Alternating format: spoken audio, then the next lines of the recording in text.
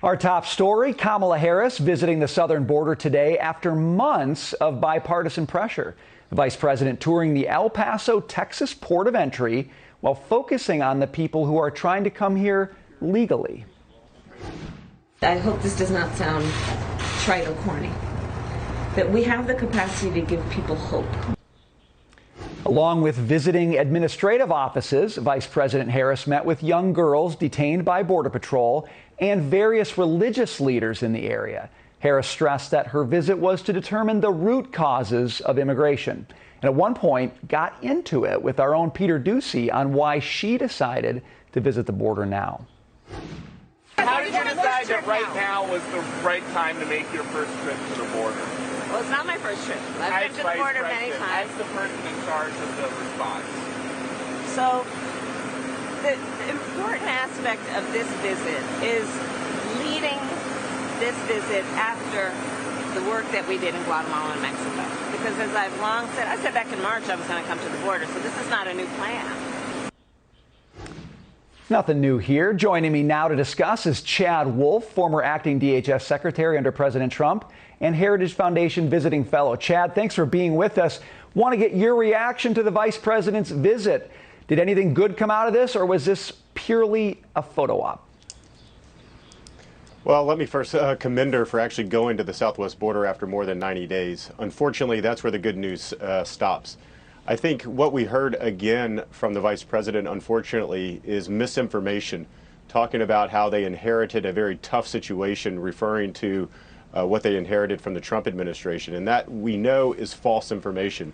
What we gave them was a secure border that was under control, that had a number of policies in place that they could choose from to make that a secure border. Instead, they're having to fix a self-inflicted border crisis that they caused, that they are now trying to find solutions to. So very disappointed overall in the trip. I think it's also a missed opportunity that the vice president had to communicate what they were doing to fix the crisis. There's no new information coming out, no new policies, no new procedures talking on how to address the illegal activity going on at the border today. And Chad, yet she talked about extreme progress. Those were her words. What is she talking about when she says extreme progress?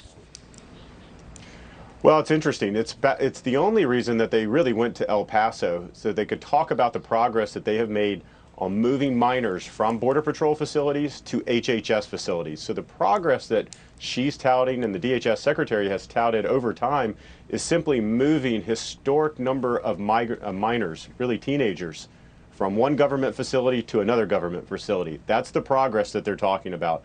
The progress is not, or the progress I should say, should be on how do we solve the problem. They aren't solving the problem. They're trying to manage their way through it. And that's not going to be proven successful in the long run.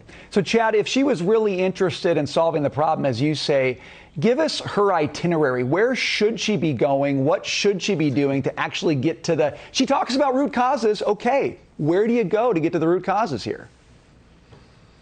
Yeah, what she should be doing is she should be visiting with all of the border governors. So that's Governor Abbott, that's Governor Ducey in Arizona, Newsom, California. She should be visiting with all of those governors. They're on the front lines. She should then be talking to all the state and local law enforcement down along that border, the Border Sheriff's Coalition and the like, engaging with them, understanding what they're understanding what they're seeing.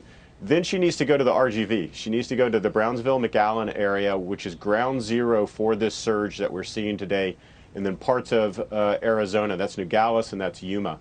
So there's a number of things that she could be doing, but she chose instead to go to a metropolitan city in El Paso. Unfortunately, didn't even visit the border. Went through a processing center and then had a number of roundtables with NGOs and others. So overall, I would say it's a disappointing trip. You know, Chad, here we are talking about the vice president and whether or not she went to the right places. Isn't the real question, why isn't President Biden making a trip? Why hasn't he made a trip? Shouldn't we be asking that more than be concerned about what the vice president's doing? Well, absolutely. But, you know, President Biden should be down on that border as well. And at the very least, he should be talking about it. But he's not talking about it either because, again, they don't have solutions to it. It's hard to talk about a crisis when you're not trying to solve it, when you're trying to just manage it, because they believe in these policies that are allowing over 183 illegal apprehensions in just the last month alone. Historic numbers that we're going to see at the end of this fiscal year. And right now, they don't have a good solution to the crisis. And I think that's why they're not talking about it, and I think that's why President Biden's not on the border himself. You know, at the end of the day, this isn't about video. It's not about pictures. It is about solutions. That's what we need more than any of the fanfare. Chad, thank you so much for your time today. We appreciate it. All right. Thank you.